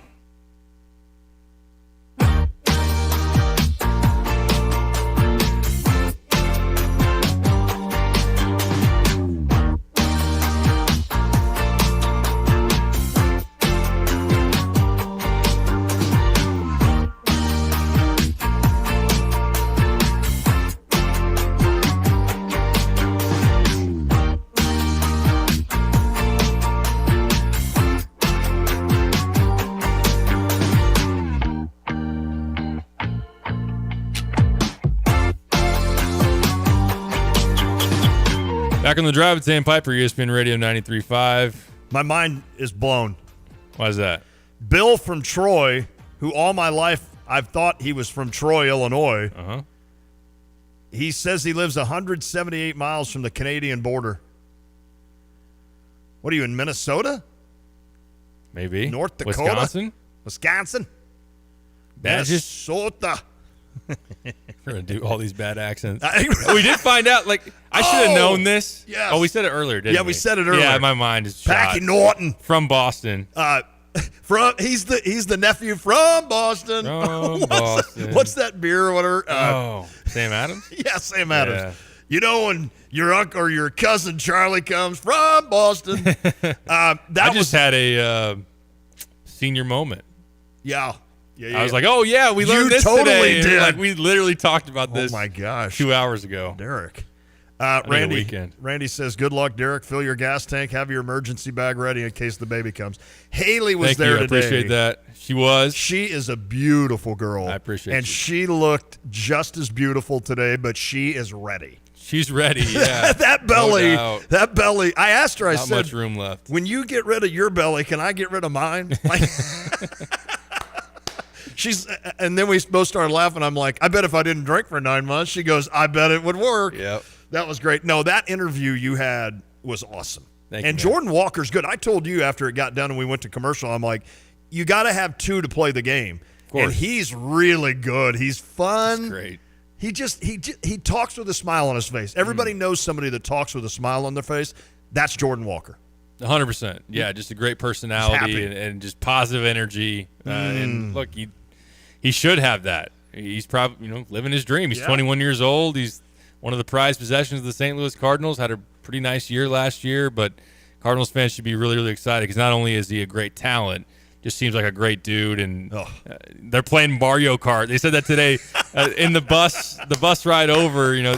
Thinking like these are still like young college age kids, especially Walker and Victor. Victor, yeah. Victor Scott. How do I keep forgetting his name? But yeah, they're playing Mario Kart. Palante's the one that brought it, though. So we learned that from the caravan. Just fun dudes to be around. Stevie had to go buy a Victor knew what it was. Like a converter? Yeah, a converter or something for them to be able to add more people or something. Stevie's like, I had to go buy a converter for him. I'm like, did you really? That was awesome. That was fun, though. Shout out to Stevie J for all his work to get this thing put on and everything in terms of the mic and whatnot. He does a great job in those. And Diane does everything behind the scenes. Absolutely. It's amazing. Yep. Stevie is built for stuff like that. He loves it.